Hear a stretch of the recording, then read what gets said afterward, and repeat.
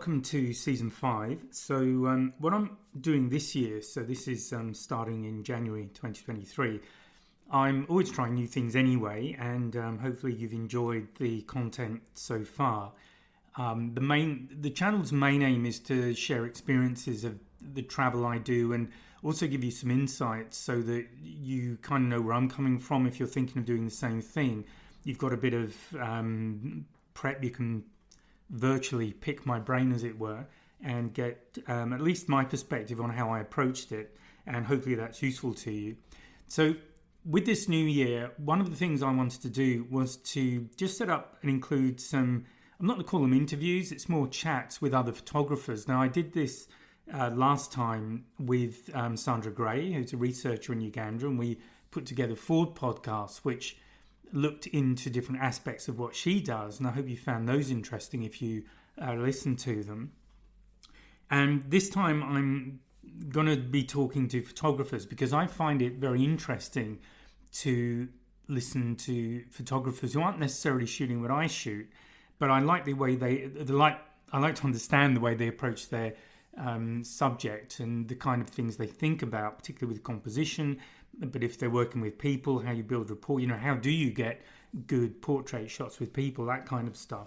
So that leads me into this first podcast of the year with Kees Terberg. Now, I'll actually explain how we met.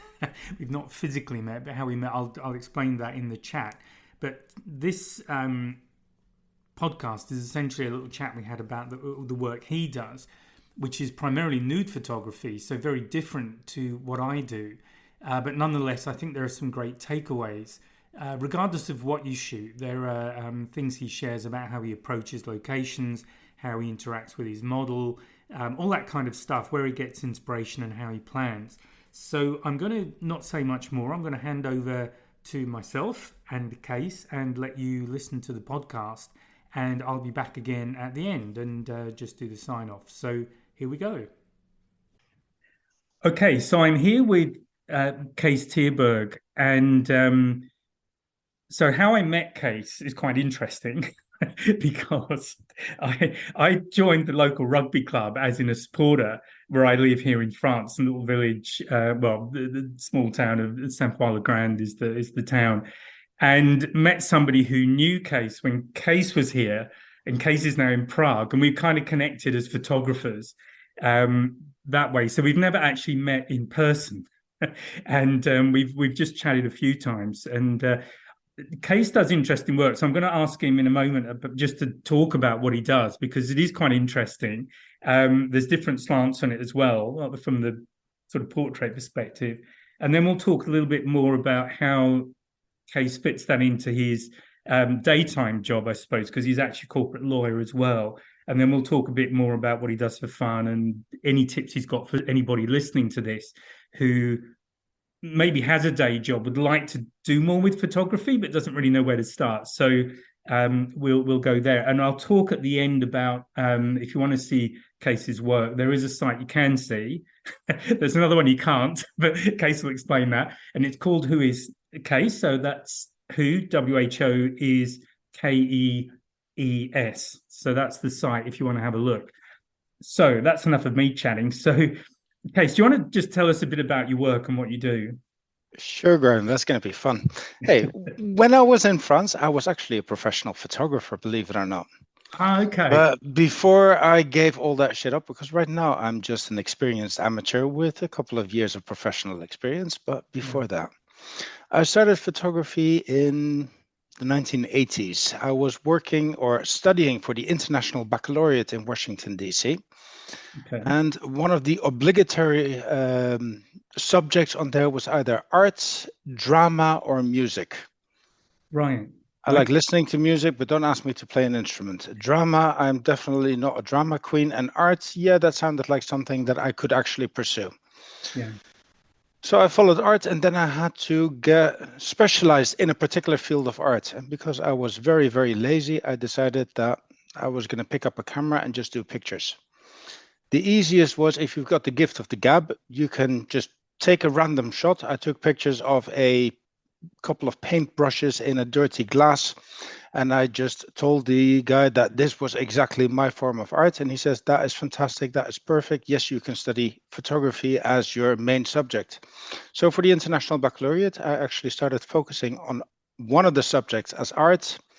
And I started to specialize in photography, never really thinking that I would actually get hooked to the bloody medium. But yeah, I fell in love with it. So I had a very good teacher, a guy that motivated me and persuaded me. He was the first one. I always loved photographing people. Yeah. This is something that I always wanted to do, but I didn't have the guts. I was actually telling my friends, yes, I'm going to do this. I am going to be photographing people. I'm going to be working in nudes. I loved watching them in Playboy, Penthouse, whatever it was. I loved the pictures. I didn't give a shit about the text, but I loved the pictures. Yeah. And I thought, one day I'm going to do this. My teacher actually hired a nude model for me, and I stood there shaking like a leaf, trembling like an absolute madness, and I just couldn't get a straight shot. And the girl, being very professional and having a lot of experience, she was the one that actually guided me into how to work with the model, and I got really, really good results out of that, and actually passed my International Baccalaureate with pretty good grades, including the photographs of this one particular model that motivated me. Brilliant. So yes, I fell in love with photography. Yeah. In the beginning, I didn't take a lot of pictures of people. I started taking pictures wherever I went. People started to know me. I always had my camera with me. We were always living abroad. My parents worked for the diplomatic service, so I always had my camera wherever we would go on holiday, and I would always see the world through tourist eyes. Yeah. And I would take pictures of them. So I took lots and lots and lots of photos on film. At the time, it was only print film. Yeah. When I started to get better in the print film, I started to work on slides. This was still in the conventional time, in the old analog camera I remember time. it very well. I was one of those people that used to say, I refuse to shoot with a digital camera. I will never shoot with a digital camera. Yeah. I had that phase too. It helps. It was really fun. It kind of changed when I moved to Jersey in the Channel Islands. Yeah. My camera didn't work and I needed another camera, or I think it was a Nikon FE2 or whatever it was, an old Nikon, and it didn't work. And the guy at the camera shop said, try one of these Canon EOS digital cameras. And I told him to go fuck himself. Sorry, I don't know if I can use that word. I told him to go have fun with himself. I can edit that. Thank you. He told me, no, try it anyway. So no, I didn't do it. I replaced it with a Nikon EM, so an even cheaper one. And I kept on taking pictures on slides. This guy developed all the slides and he told me, hey, I like these pictures that you've got. Try this camera. And he handed me an Canon EOS 3. I think it was one of those nice film cameras. And I said, just try it. Just shoot a roll of film. Yeah. I've got At the time, I had a very interesting girl that came over to Jersey. We decided to do a photo session just to try out the shots. So pretty girl, big boobs, long hair, interesting, nice bathing pool, Havre de Pas swimming pool, which is a really, really nice Victorian swimming pool. In the afternoon, we started to take pictures and they became a little bit more explicit than most of the people in Jersey are used to. Right. The guy at the camera shop, he looked at the pictures and he said, hey, you know something? You need to get that camera. And if you get that camera, I will buy you I will get you a membership for the Jersey Photographic Club. Wow. I had never even heard of it, but I decided to join the Jersey Photographic Club, which was all these old senior citizens that just were gobsmacked when they saw a young bloke coming in and taking rather explicit photographs of young ladies. So how old were you in Kees? Probably about 22, 23. Okay. Yeah. So, but the average age there was well into retirement. So I think the youngest one after me was about 70 years old and it went up to the age of 98. So no, I joined the club and it was quite a reputable club for the UK. So they were part of the UK Southern Federation.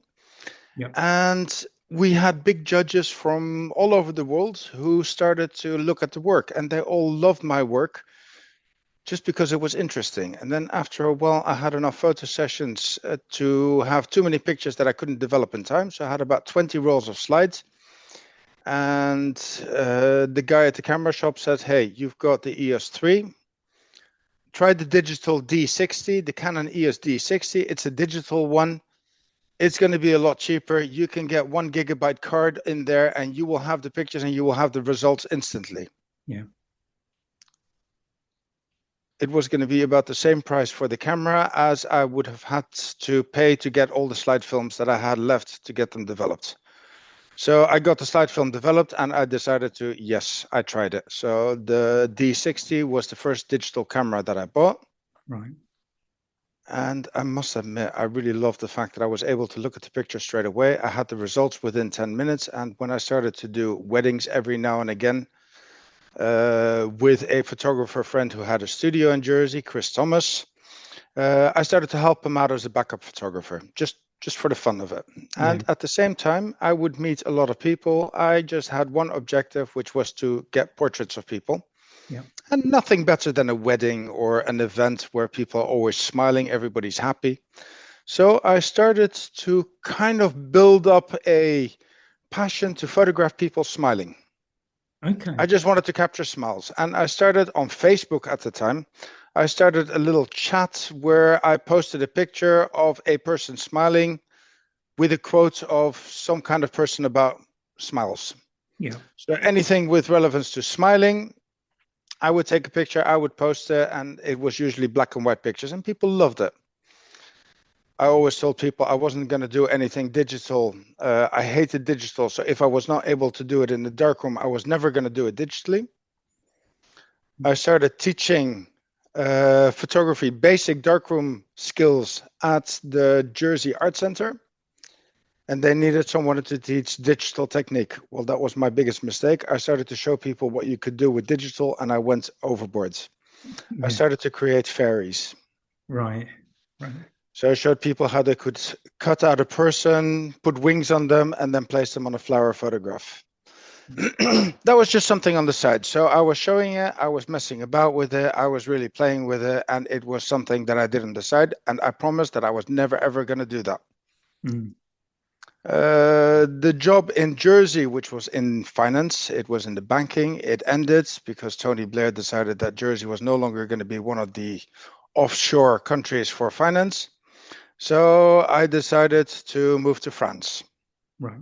So with the missus, we moved to France and we were going to set up a bed and breakfast. The bed and breakfast never really took off, but I was looking for work. I was trying anything and I decided to become a professional photographer. Right. So I became a professional photographer, and professional doesn't mean that you are good. Professional just means that you are able to put bread on the table. And to be perfectly honest, it was an absolute nightmare. I started to work with a few weddings. I started to do photography for magazines like Vogue, trying to get photographs of stockings, going from Bordeaux to Paris, get a couple of pictures, then go back. And only if the pictures would be published, you would get 25 euros if you would actually get a page published. And if you didn't get it, everything that you paid for was nothing. So in the end, the thing that was more secure than doing all the events and photographing the fashion shows and getting all the advertising shots, it became working for Allerhande, which is a Dutch magazine for a local supermarket, where I was photographing cheeses and bottles of wine and all the products that they were selling. And I had to go visit the people that were actually producing it, get a few photographs, send them in, and then I would get paid probably about 5 or 6 euros per picture that got published. Yeah. At least I got stuff published there, but it wasn't enough to really make a living. So I gave up photography and set up a cafe. So in Saint-Foy-la-Grande, I started the coffee shop, which was called Coffee, just a Dutch word for coffee. Yeah. It was an old library in the Rue Victor Hugo, or the Rue de la République. And yeah, it really took off. It was nice. It was an old library. People started bringing in old books again. And yeah, we were always talking about photography. So we created the upstairs space into an art gallery where people could exhibit their artwork. Yeah. So I met a lot more photographers. I had given up photography at the time, just didn't have time for it, working full-time as a barista, running a cafe, but still in contact with a lot of photographers. Mm. I started to participate with the Nude Art France competitions. The Nude Art France competition means that every year in one particular village, usually in the area of the Dordogne, Yeah. the entire village for an entire week is converted into a fine art nude gallery. So the local hotels, the local mairie, schools, the prison, wherever you go, any public buildings, inside they are featuring the work of unnamed, you don't know who the hell they are, but Yeah. unnamed photographers. And then at the end of the exhibition, all the works would be auctioned off for charity. Okay. This was fun. So I participated in this for about 6 years, and then it kind of fell through because everybody wanted money. And in the beginning, it was the printers that actually charged, I think it was something like 17 euros to have a picture printed. Yeah. It was printed on dye bond, or not really dye bond. What is it? The plastic styrofoam backing. Oh, I know. Yeah. Picture was printed on it. It Mm. looked nice. You could hang it up everywhere, and everybody was using exactly the same format, exactly the same shape, and people could go through. And then, yeah, at the end, the stuff would be auctioned off, and whatever wasn't auctioned off would go to the photographer, to the printers, so Yeah. they could sell it for cheaper. And usually the prices were quite interesting. They were nice. People would actually spend between 50 to 200 euros for a print, and that was something Mm. that really blew smoke up my ass. And one of the photographers who actually, or one of the people that actually bought one of my works was Sir Elton John. I Oh, didn't know it. fantastic. He Wow. is one of the biggest collectors of photography, and he had somebody who was actually checking out the exhibition there. He bought the work, and then after he wanted to know more about me, but I didn't know it was Sir Elton John that actually purchased the work. So that was quite interesting. Yeah. Wow. He paid 25 euros or 25 pounds sterling for it, Yeah. because that was the price which went. And then he sent me a check for 225 pounds extra, because he said that the picture was worth a lot more than what he actually paid for it. And I was really That's great. flabbergasted and impressed. So that was something that was really, really cool. Yeah. Um, so yeah, that was photography. I was starting with the nude arts Mm. because I just love women. I was Right. married at the time, and my wife didn't mind. She was actually one of my biggest fans and one of the people that really supported the means. I just loved getting all these beautiful women, get them dressed, undressed for me taking the photographs, and yeah, taking pictures. And this actually started when I gave up photography. I really quit photography. Mm. And there was this one particular model in Bordeaux that I had worked with a couple of times when I was giving courses and when I was helping people learn about photography. But this one particular model, Clochette, her Yeah. name is actually Laura Brolt, but Clochette, she was a woman that told me to get the fuck out of my chair and pick up my camera and start taking pictures again. I think it was in May or something like that. It was freezing cold. We went to the beach and we took fantastic photographs. There are really photographs. When I look back at them, they're still some of the best photographs that I've ever taken. But she managed to persuade me to pick up my camera again. Mm. She introduced me to a lot of her models from her field. She is an international traveling model. She was resident in Bordeaux at the time. Right. And she introduced me to people from the UK, people from the Czech Republic, from Germany, from France. Anyone who was coming to Bordeaux, she introduced me to them and told them that I was going to be the right photographer to take pictures. So Yeah. she really got me back into the field of taking pictures, and I started to take pictures of nude women. Right. Right. It was always outdoors in nice areas, in the vineyards, in the dunes, wherever I could go. It was always outdoors. I enjoyed it. It gave me a buzz. Yeah. Because if I look at a beautiful naked woman and I don't have a camera, I look like a perverted old man that is just staring at someone.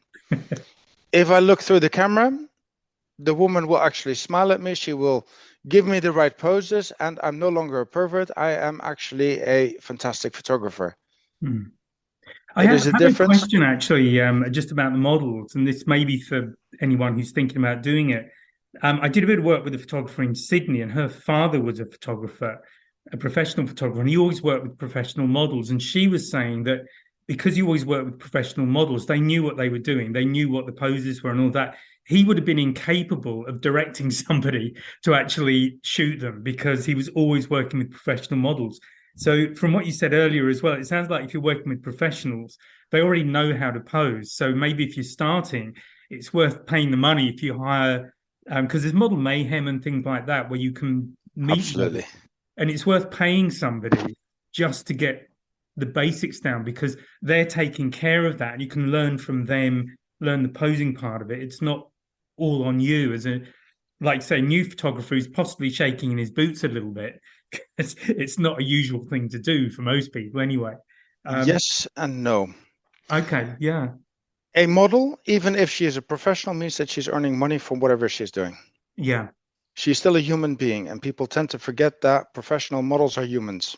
sure, yeah, When yeah, I look at a professional model, I don't see a human. I see somebody who's actually posing.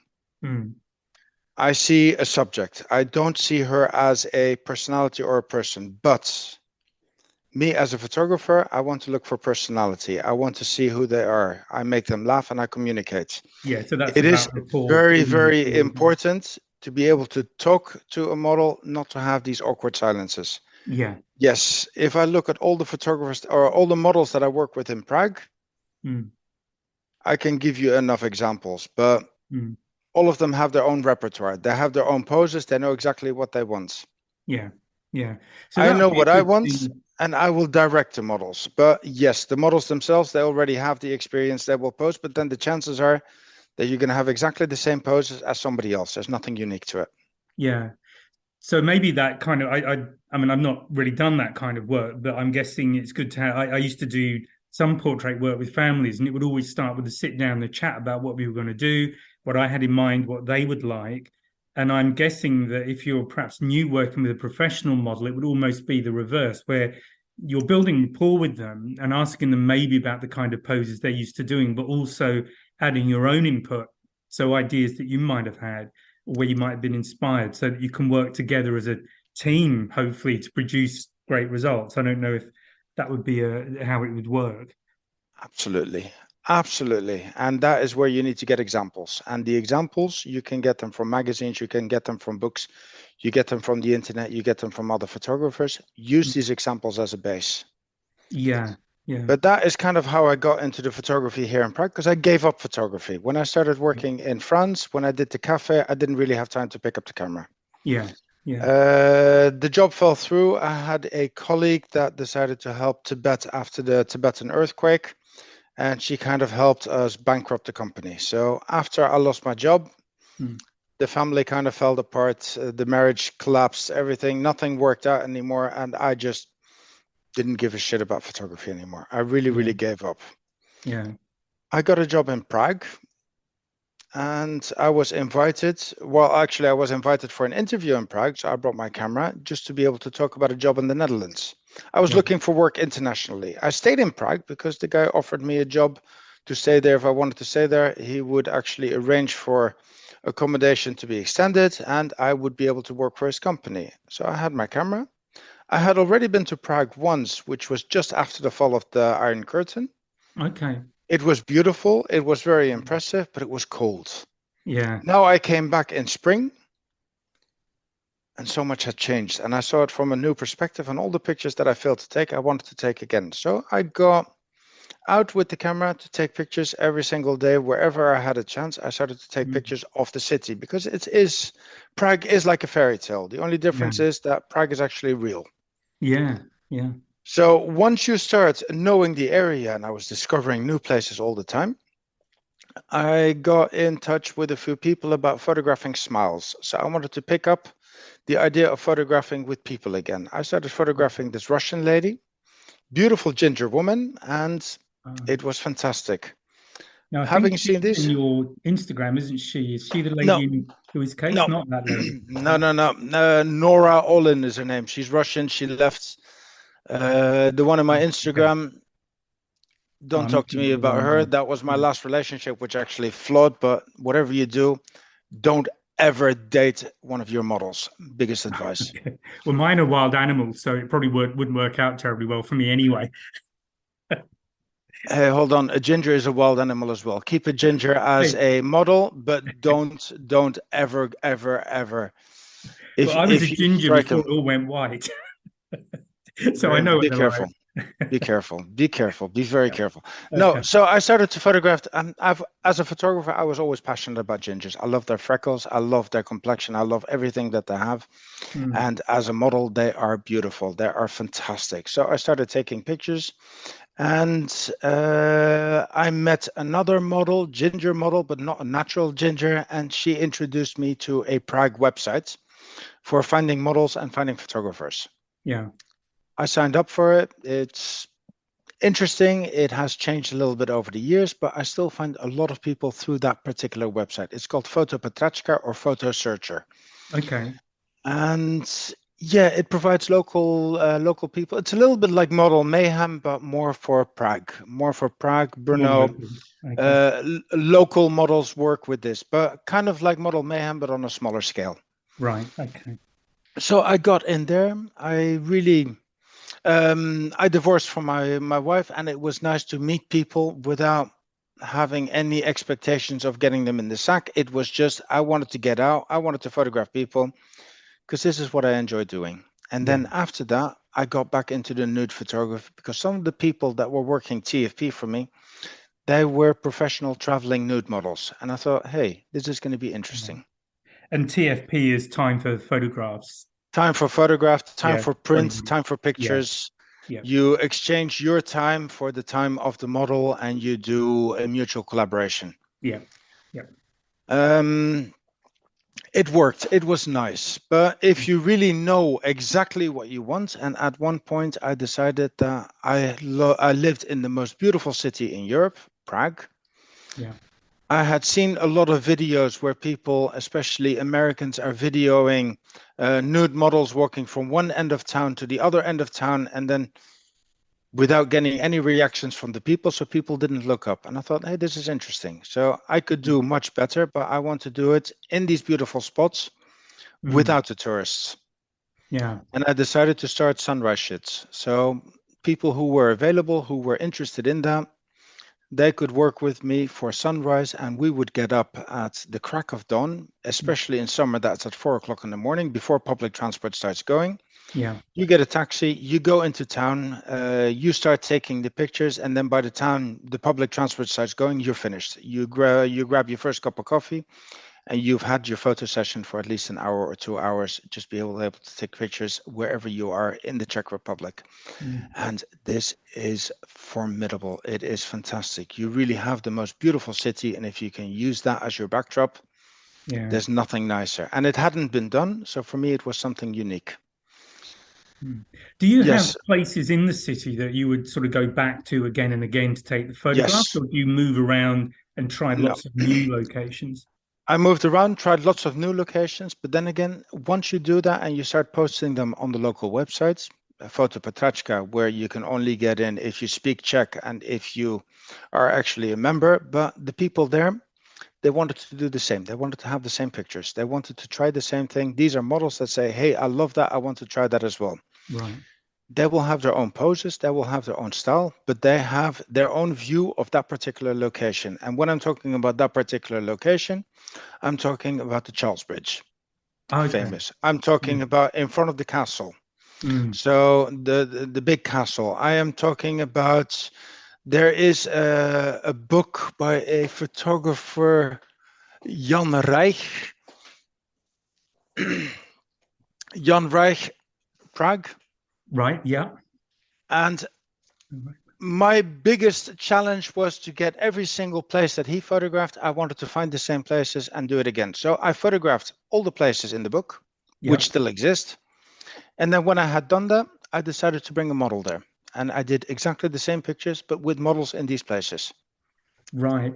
I was going to ask you actually about your inspiration. So presumably this is one of your big inspirations for at least being in Prague when it comes to doing the photography. That would be one aspect of it with locations. The location is one thing, the Yeah. models is another. Yeah. Czech models, I must admit, of all the models that I've worked with, I think the Czech models are the most gorgeous and the most uninhibited. Right. Yeah.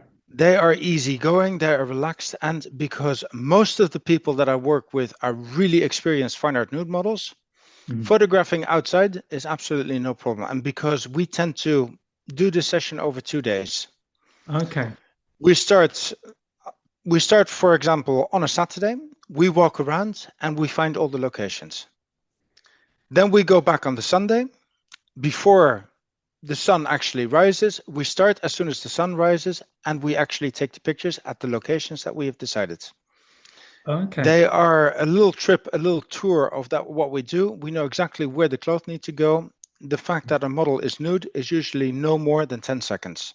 Yeah. She has an outfit that doesn't leave marks. Usually it's a long coat or something.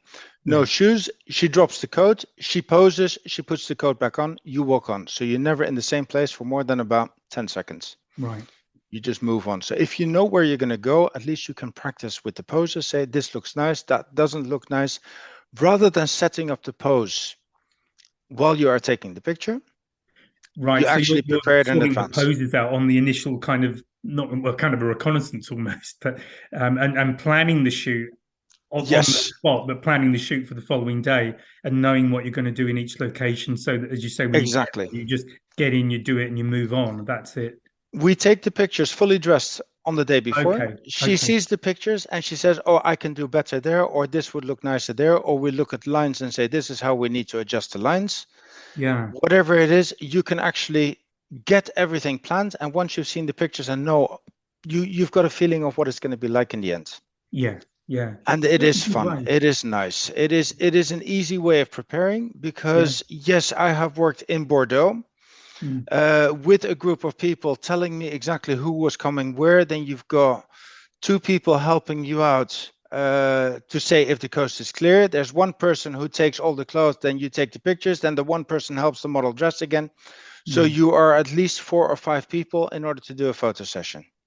And that's quite conspicuous, I guess, as well. When It's much easier once with you've the two of you. once you've got 5 people, yes, you attract the attention of anyone on public surveillance. If you do it just the two of you and you do it quick, Yeah. you don't get caught. Yeah. That's a good point. Yeah. Yeah. On the Charles Bridge in Prague, I know for a fact that it takes about 30 seconds for people to realize that you're doing nudes. Then it takes about 15 minutes for security to be on the spot to actually warn you that you should not be doing it because it is not really appreciated by a lot of people. So you have to do it within 15 minutes. Yeah. Yeah. We've Well, managed to get hopefully our by then timing. you're We long gone. we've managed to get our timing right to whatever location we're not there for more than 5 minutes. This can be Yeah. at the metro station. This can be at public places like the John Lennon Wall. This can be in front of the dancing house. This can be in front of the castle. We've had photo sessions of two naked models in the little huts where usually the changing of the guard takes place. Okay. Just before that happens, there is a security guard standing at the beginning. He doesn't have a clue what the hell is happening. Yeah. He is not aware. We take the picture, the girls get dressed again, we walk off, and nobody knows anything better. We usually do it in such a way that nobody is aware of what's going on. Yeah. But the pictures are usually interesting because of the area. People Yeah. love Prague as a city.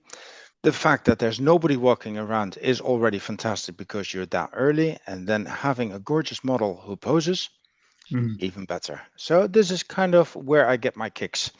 Yeah. I don't plan on sleeping with the models. I don't plan on doing anything with the models. Most of these models are my best friends. One of my favorite models that I use all the time, she is now 9 months pregnant. Mm. We went out and took pictures about 2 weeks ago in the snow in Oh wow. the Prague mountains. And the first thing she does is drop all her clothes. And I'm like, hold on, there is snow. Are you not aware of the fact that there's snow? And it's like, well, at least with you, I know that we will get good results. So it's worth it. Yeah. Yeah. Okay, it's interesting. I also had a photo session with a Mexican lady. The Okay. photographer, she is dating an American photographer.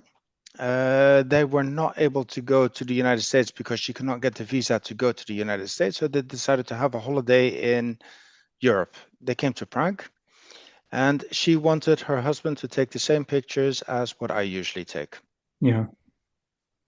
Then she decided that rather than have her husband take the pictures, she would rather have me take the pictures if I was available. Right.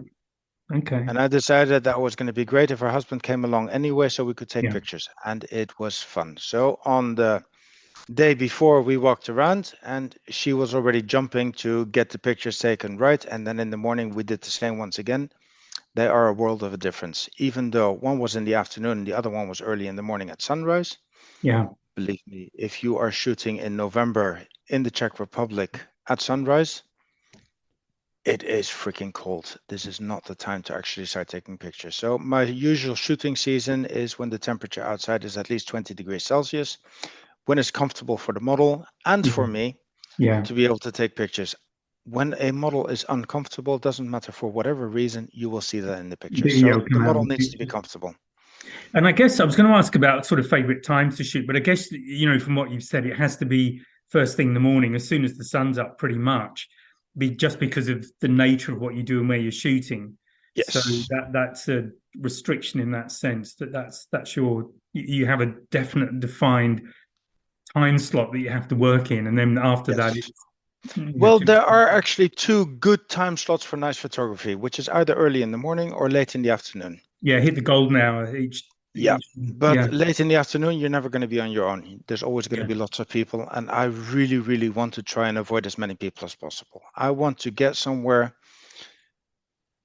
where we're on our own. I'm a jealous asshole. I don't want other people to see what I am doing. But then again, I'm also thinking about the comfort of the model. yeah When there's people looking, yes, there's a lot of comments that you're going to get. People are starting to be a pain in the ass. I've experienced it in the past when I was shooting during the day. Whoever sees you, you've got people that are not used to seeing naked women, and they will try and take videos with their mobile phone, which is really not comfortable for the model herself. Yeah. It's the same thing when a model undresses. I turn around, I don't look, even though I'm going to be taking pictures of her completely naked. There has to be a time where the model has to be ready. Once the model is ready, you can start taking pictures. Once it is over, they get dressed, you don't touch the model. Whatever it is, you don't touch, you don't annoy. She's got her space, I've got my space, and the two of them need to mix. And during the photo session, there is just communication. You just speak and you tell exactly what you want. I guess it's respecting her and also keeping it professional. Yes. Yeah. You've got a reputation. The reputation takes a long time to build up, but it's crashed within seconds. So you can smash it, you can smother it, you can fuck it up big time. Yeah. So, Kees, I want to perhaps draw things to a close a little bit, but I was just thinking that one of the things we spoke about before, just tips for anybody who is thinking about getting into photography, maybe getting into nude photography as well as an area of photography, because I've actually spoken to a guy, I know a guy in Sydney who does that kind of work as well. What would you say to anybody who's interested in doing that kind of work? What would be your tips for them, how to get started, maybe where to find models? We've covered some of it, I think, already, but what would be maybe the top 3 tips for them from your perspective? All right. The most important is a camera. Doesn't matter what brand it is. It's a tool. It's like a pen. You need a pen to be able to write a novel. It doesn't matter what pen you use. It's the same thing with a camera. Yeah. You need to have a lens on there. Generally, I tend to use 2 lenses, either 50mm or 85mm on a full body frame. Right. These are the 2 lenses that I use all the time. I've got 70-200, but that is nice for events. For nude photography, get a 50mm lens. Okay. At least what you see is what you're going to capture on the frame. Yeah. My advice, if you're starting with nudes, go to a studio. Go to a studio that you hire yourself, where you are going to be alone with the model. Get a model who is experienced. The model will guide the photographer. And eventually, once the photographer knows exactly what he or she wants, it's going to go better. Also, go to workshops. There are so many different workshops where you will have the area arranged, the venue is arranged, the studios are arranged. There will be plenty of models who know exactly what they're doing, and there will be somebody guiding you exactly how to take the pictures, where to take the pictures from, and how to do it. Right. Workshops cost a little bit of money, but they are worth it. They will get you pictures. Okay, you're not going to have the the pictures that you really want on your own, because there's going to be more people taking pictures of the same people. Yeah. Once you know exactly what you want, you can ask one of these people who was at the workshop if they want to spend an hour with you to try and get something different. Yeah. It's a good start. It is a way of communicating. Don't forget, models are humans. Absolutely. They do it for a living, but they're still human beings. It's the same thing as an actor. It's a human. Yeah. Yeah. It is very important to be able to keep your communication levels open and to say exactly what you want. And examples are usually perfect. And models have experience. Just follow their lead. And if you want something else, talk to them. Communication will get you anywhere. And maybe having, so I think you touched on this before, but having examples of the kind of thing you want to shoot, just pictures that you've seen somewhere else, and discussing that with the model about how you would achieve that kind of result. That would be another thing to bring to the party, at least when you're starting with a model, because then you've got something you can, it's a way of kind of expressing ideas and sharing ideas. Exactly. It shows you that you already know what you want to do. It shows you that you are slightly prepared.